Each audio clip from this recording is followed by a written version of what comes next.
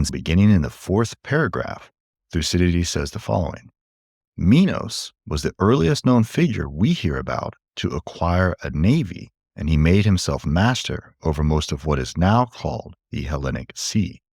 He ruled over the Cyclades, in other words, a ring of islands, and was in most cases the first to found colonies in them, driving out their inhabitants, the Carians, and installing his own sons as rulers. Now, let me just add here that you wouldn't necessarily know it, but this is a very important point in the text. Because remember how all of the things that were lacking that characterized the earliest times of the peoples that were in Greece, the very first sign of those things being overcome, as we saw in the previous paragraph, was the Trojan War. And as Thucydides told us, the real source of the Trojan War was not simply technological innovation, but technological innovation on the sea. And so in saying that Minos is the first to found a navy, what Thucydides is telling us is that Minos was the first to harness the power of mind at the level of political rule. And I'll simply add that this is going to be a radical distinction from what we find in Plato, particularly the dialogue that's titled Minos, and especially the longest dialogue, Plato's Laws.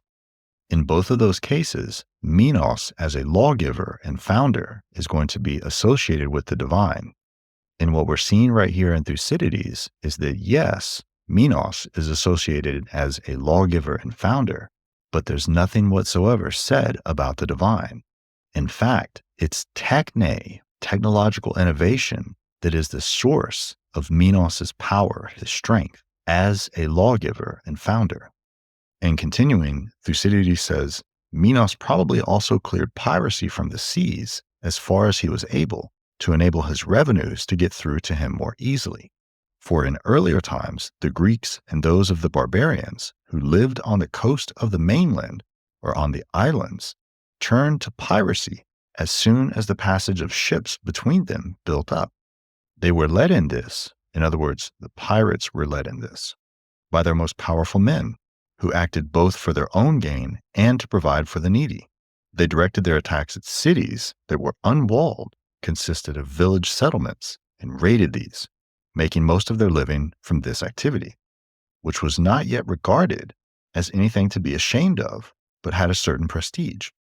The same attitude is illustrated by some people on the mainland even today who glory in such exploits, and by the early poets who invariably ask the same question of those arriving anywhere by sea, whether they were pirates, the assumption being that neither would those questioned disavow the practice, nor would those concerned to know the answer blame them for it. On the mainland, too, men raided each other, and even up to the present day, many parts of Greece live by the old ways. The Azolian Locrians, the Aetolians, the Acarnanians, and that part of the mainland generally. The habit of bearing arms in these mainland communities is a remnant from the old practice of piracy. Indeed, in the whole of Greece, men used to go around armed, since their settlements were unprotected, and travel between them was unsafe.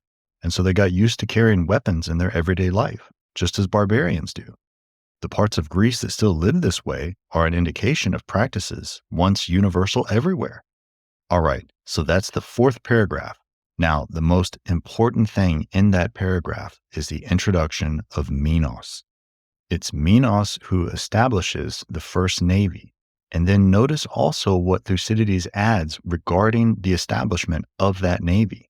He gets control of the piracy, which is to say, he establishes safety on the seas, and in doing so, he ensures the safety of revenues.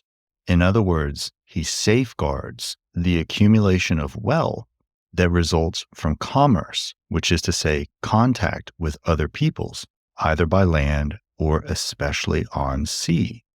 And so by establishing the first navy, what Minos does is he's able to ensure the establishment and the coming into greatness of cities. And in terms of all of the flux, the motions that hindered all of the earliest Greeks from the earliest times in achieving anything great, what we can say is that Minos masters the motions on the sea.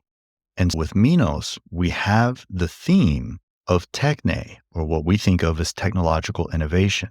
And to be more specific in terms of the previous paragraph, what we have is that with Minos, the theme of tech, or the artisan or the craftsman, enters into the discussion.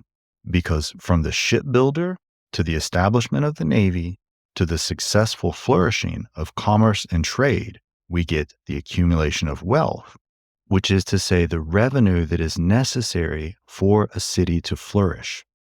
And also notice, especially in that paragraph, the constant juxtaposition between the old and the new.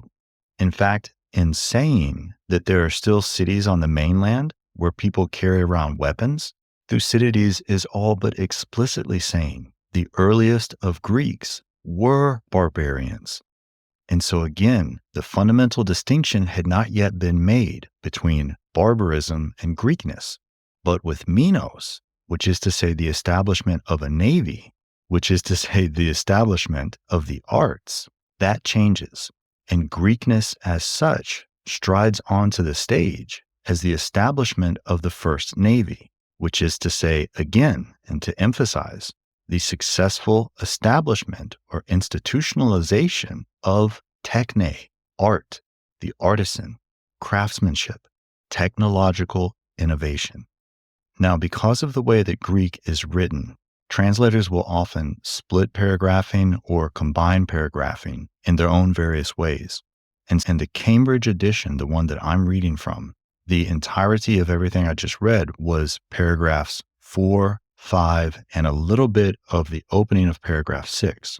And he placed them all in one single paragraph. And so we're about to start the translator's paragraph 6.